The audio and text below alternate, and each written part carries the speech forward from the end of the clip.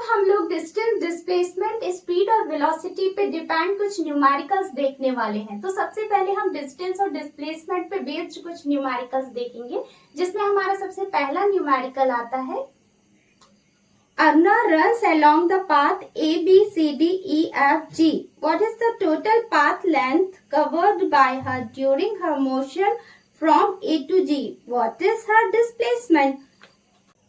तो बच्चों यहाँ हमें डिस्टेंस और डिस्प्लेसमेंट दोनों निकालना है। अब जब डिस्टेंस और डिस्प्लेसमेंट की बात करते हैं तो ए और जी के बीच में निकालना है। यहाँ पे हमें ए और जी के बीच में डिस्टेंस भी निकालना है और ए और जी के बीच में डिस्प्लेसमेंट भी निकालना है। तो डिस्टेंस तो हम जानते हैं कि actual length of the path covered by an object, it is called the distance.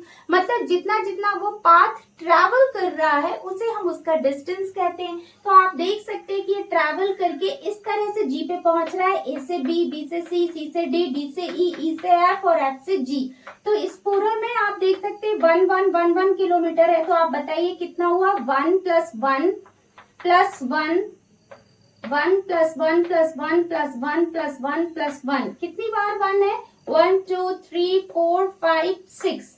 तो 6 टाइम है तो हम इसे 6 टाइम लिख दें। 1 2 3 4 आपका आ गया 5 और 6। तो ये मेरा कितना हो गया? 6 किलोमीटर। मतलब कि उसने डिस्टेंस कितना कवर किया बच्चों? 6 किलोमीटर। अब बात आती है हमारी डिस्प्लेसमेंट की। तो आती है डिस्प्लेसमेंट की। तो डिस्प्लेसमेंट किस तरह से कवर होगा? देखिए, शॉर्टेस्ट डिस्टेंस को हम डिस्प्लेसमेंट कहते हैं। मतलब या तो वो ए से जी तक आने में इतने सारे पाथ को ट्रेवल कर सकता था या वो डायरेक्ट आ सकता था ए से जी पे। तो उस कंडीशन में यहाँ से यहाँ तक का कितना दिया हुआ है? देखो हमें 3 किलोमीटर। तो ये हमारा क्या हो गया? स्मॉलेस्ट डिस्टेंस, शॉर्टेस्ट डिस्टेंस हमारा क्या हो गया?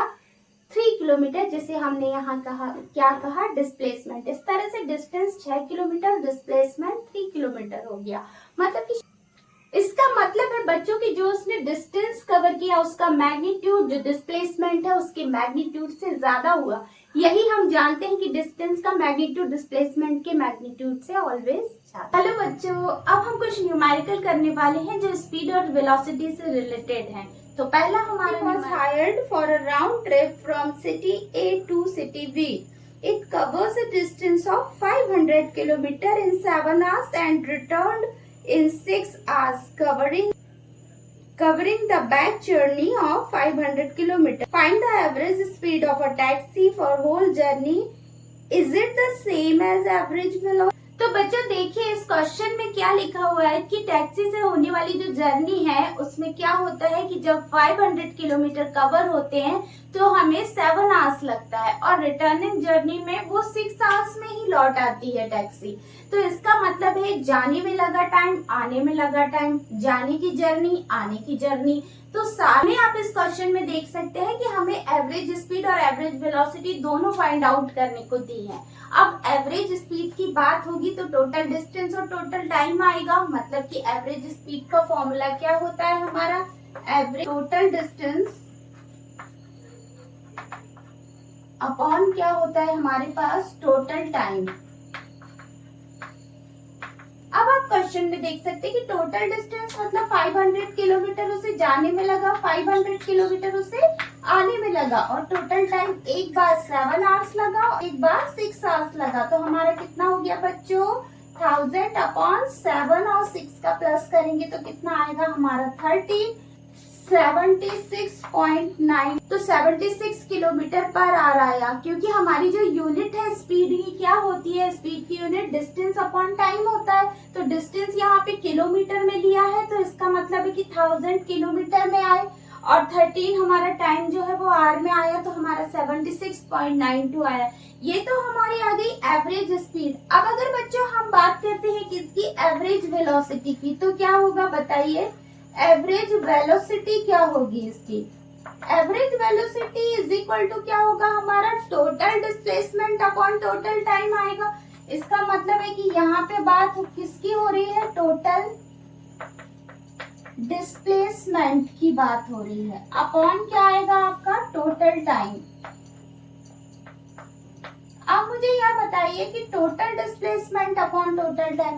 अब डिस्प्लेसमेंट की अगर बात करते हैं, डिस्टेंस की बात करते हैं, तो 500 किलोमीटर गया, 500 किलोमीटर वापस आया, तो 1000 किलोमीटर हो गए। पर जहां बात आती है कि जहां से जर्नी स्टार्ट की, रेफरेंस पॉइंट जो था उसी पे आकर के जर्नी को हमने खत्म भी कर दिया, मतलब डिस्प्लेसमेंट तो कुछ हुआ ही नहीं, तो इसका मतलब है डिस्प्लेसमेंट 0/13 हुआ। इसका मतलब है कि डिस्प्लेसमेंट हमारा एवरेज वेलोसिटी की बात होगी तो वो हमारी आ जाएगी 0।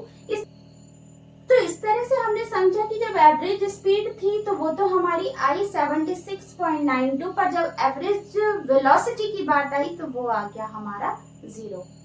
अब बच्चों हम लोग एक न्यूमेरिकल देखने वाले हैं जो एक्सीलरेशन पे न्यूमेरिकल है। A car starts from rest, it moves with uniform acceleration. In 10 seconds, it attains a speed 72 km per hour on a straight road. Find its acceleration. देखिए बच्चों, इस क्वेश्चन में हमको एक्सीलरेशन फाइंड आउट करना है और दो कंडीशंस जो हमें बड़ी ध्यान में रखने वाली है।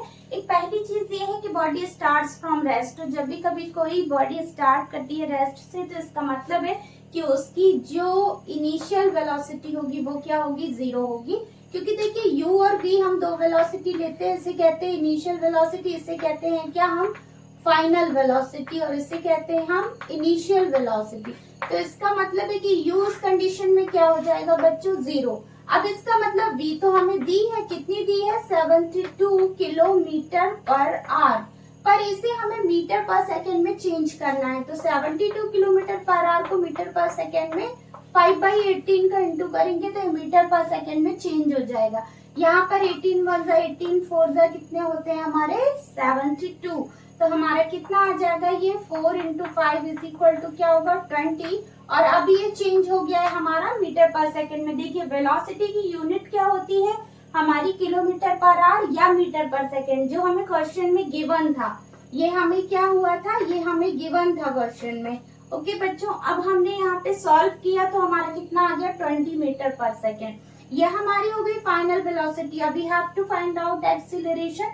दैट मीन्स कि एक्सीलरेशन फाइंड आउट करना है हमको, जिसका फॉर्मूला होता है v - u अपॉन क्या हो जाता है t। मतलब फाइनल में से इनिशियल वेलोसिटी को माइनस करेंगे, अपॉन t लगाएंगे। अब ये आप मुझे बताओ v कितना है हमारे पास 20 और u कितना है हमारे पास 0। और देखो क्वेश्चन में दिया है 10 सेकेंड्स में इसने इतनी स्पीड को अटेन किया था, तो इसका मतलब है कि यहाँ पे कितना आ जाएगा 10, तो ये यहाँ गया तो कितना आ गया आपका यहाँ पे 2।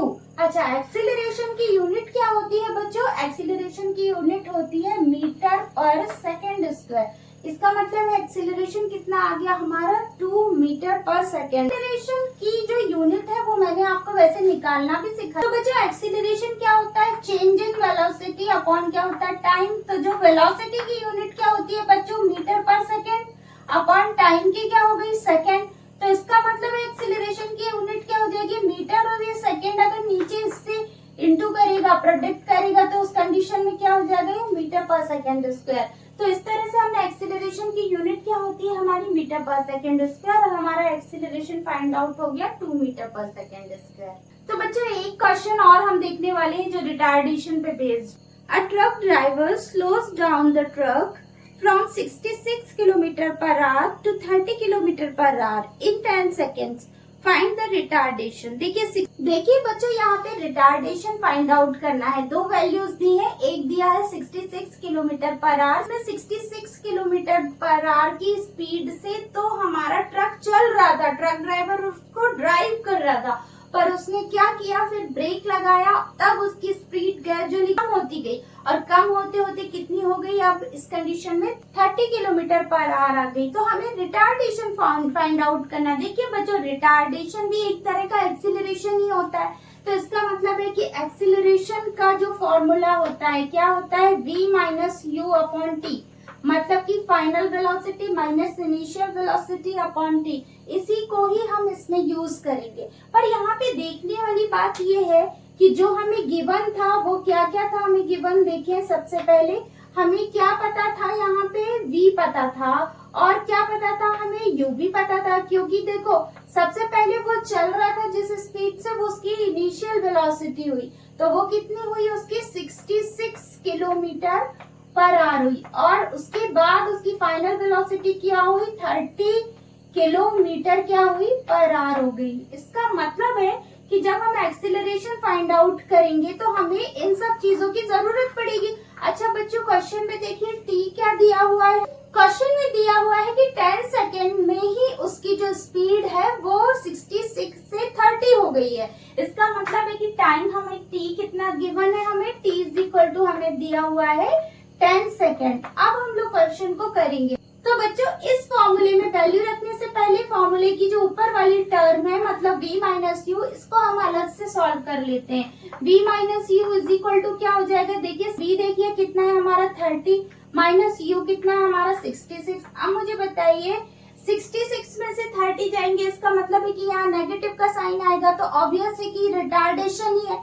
तो यहाँ पे 66 में से 30 गए तो 6 और 6 में से 3 गए तो 3। इसका मतलब है कि 36 किलोमीटर पर आवर हमें ऊपर का आ गया। पर इसका मतलब है इसे हम चेंज कर ले मीटर पर सेकेंड में, तो कितना आ जाएगा हमारा 36 इंटू 5/18। अब ये किसमें चेंज हो गया, मीटर पर सेकेंड में। अब इसे काट दो तो आप कितना बन जाएगा, ये 18 2 जा कितने होते हैं आपके 36 और 5 2 जा कितने हो जाएंगे 10 मीटर पर सेकेंड आ गया। अब उठा के इस वैल्यू को हम यहाँ रख देते हैं तो कितनी आएगी, देखो एक्सीलरेशन की वैल्यू आ जाएगी हमारी 10/, हाँ, और हमें t कितना दिया, वो भी 10 सेकेंड दिया है, तो 10/10 मतलब क्या हो जाएगा, ये हमारा तो 1 आंसर आ गया। और एक्सीलरेशन की यूनिट अभी मैंने निकालनी सिखाई आपको मीटर पर सेकेंड। 6 यहाँ माइनस हुआ था तो यहाँ पे हम लोगों ने माइनस का साइन बड़ा लगा देंगे यहाँ पे, तब ये माइनस में ही आएगा, और ये भी रिटार्डेशन आया तो आंसर हमारा माइनस में आएगा। इसका मतलब है कि यहाँ से हम पूरा इधर तक इसे माइनस में ले सकते हैं, क्योंकि रिटार्डेशन है इसलिए ये माइनस।